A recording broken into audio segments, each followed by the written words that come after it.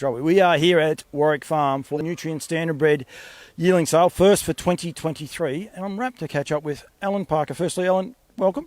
Nice to meet you, Paul. Put a face to the name. It's good. Yeah, glad to be here. Probably a good thing for a lot of people too to put a face to the name for yourself, because you do the pedigrees for Nutrien. You have since its inception. Do you enjoy that job? I love it.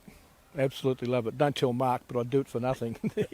He sometimes watches these, he sometimes doesn't. Yeah, well, no, I'd love doing the pedigrees. It's, mind you, with 670 odd lots and doing the updates on a weekly basis, it's nearly a full-time job for about 8 months of the year. So, yeah, it's I love it. I wouldn't be doing it if I didn't. It's a very important part that you do the regular updates, and anyone goes onto the catalogue, go on the online one that's already there in red. If you've got a hard copy like Alan's got there in his hand, scan over the barcode and it will bring up the red for you. So you can still use your pedigree page there, and then you have a look at what's on the red when you pinch your phone up and just read the red, or your tablet or anything else like that. It's such an amazing tool. So user-friendly for people. As far as I know, it's the only yearling sale in the world that has that facility of instant updates. They're done weekly. And the people I've shown how it works, they're absolutely fascinated. And brilliant idea. It's and the information you get, like if something that's in the catalogue wins the Miracle Mile tomorrow night, it'll be updated on the, providing I can get Gemma to do it, it'll be updated for Sunday's sale. So yeah, can't get better than that. Well, on that, we're going to actually touch on that. We'll touch on the Miracle Mile. We'll wait one more second. Do you enjoy the actual yearling sales as such? You enjoy the pedigrees, the breeding? I know that. We've had a great conversation about that.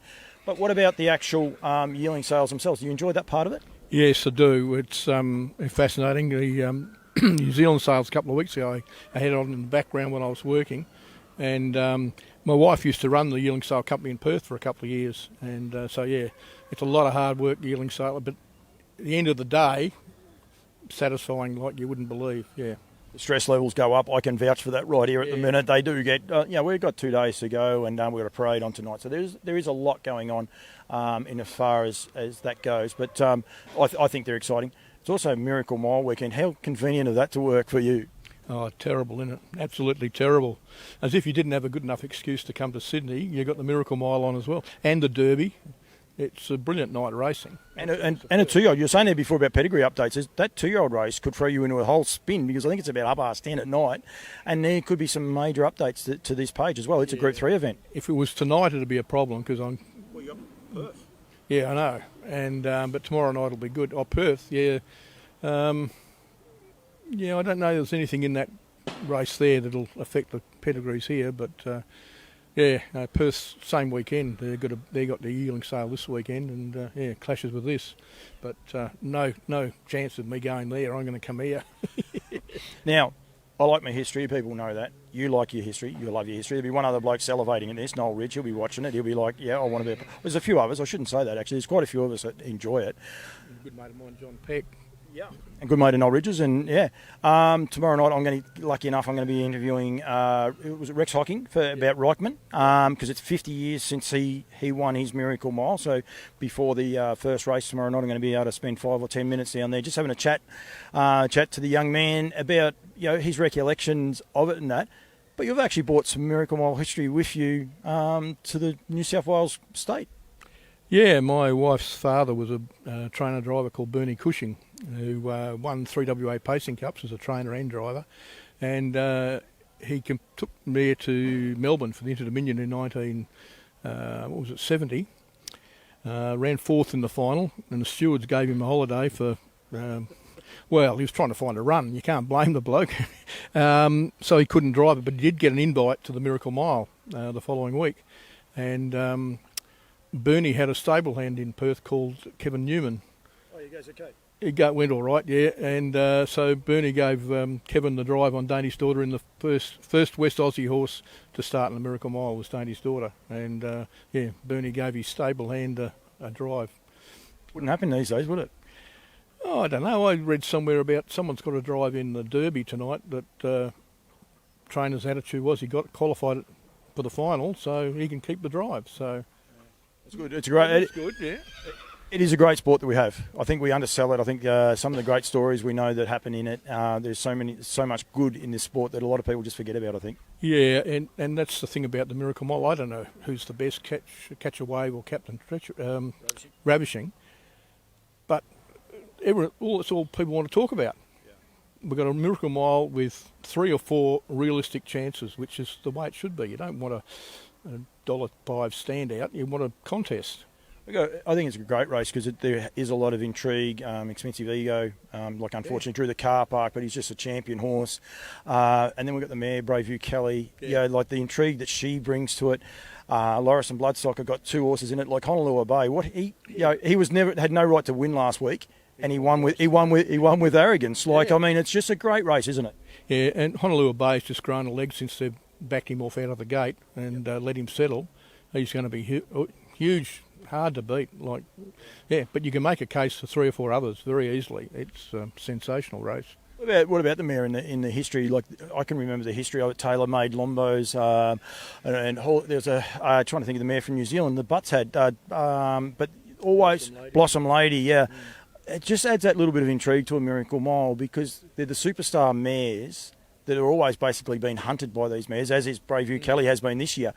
They go in there, they ain't getting hunted. They're going to be sitting back having a cold sit, and she could be a very knockout blow, that little mare. They become the hunter, not the hunted. And it's one peeve of mine is a few states over here have run the Derby and the Oaks on the same night. To me, part of the intrigue of the Derby was whether or not the good filly was good enough to beat the Colts. Yeah. And at least give the owners the opportunity to start in both. At least I don't see what's wrong with that, but they want to run the 2 on the same night, so you can't start in the Derby and the Oaks.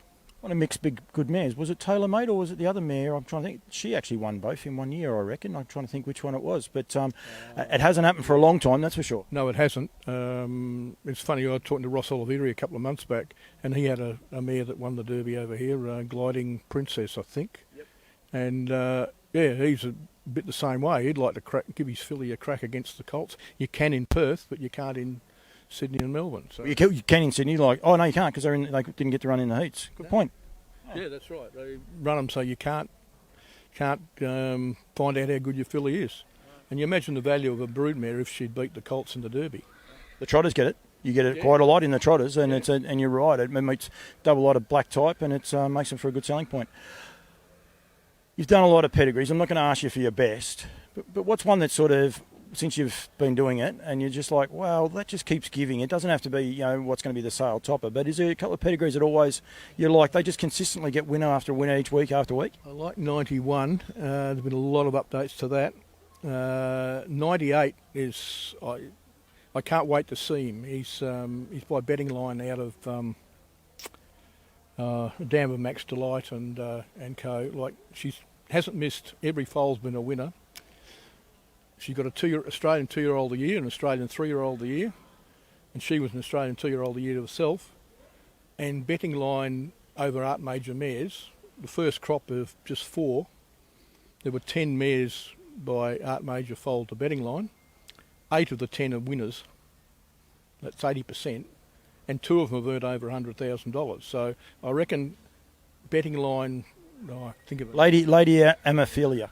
It's something like that. It's Brooklyn Euphoria, and it's a Brooklyn Euthena, and it's a Brooklyn Lodge horse. Yeah, Lady Euthena. You look at the pedigree, and I think a lot of people don't know about that betting line success over Art Major mares, and it could be a very nice price, I reckon. Could be very nice.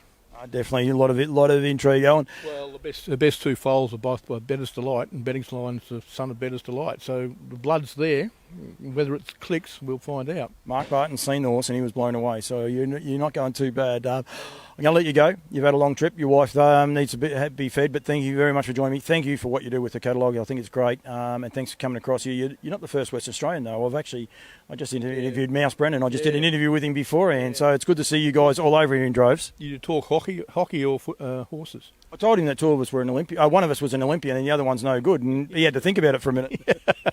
He's a huge character. If you ever want to see a vision of Michael Brennan at his peak, was when Ivan Victorious won a gold nugget, and he's driven it home down the outside of the straight at Gloucester Park the whole way, riding it home. It was sensational. He's actually a great story in himself about being a sports person because, he gave it up, went back, still 2 gold medals. It's an amazing story. And he's overcome cancer as well.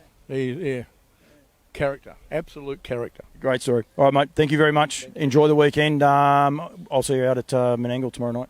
You will. I'll be there.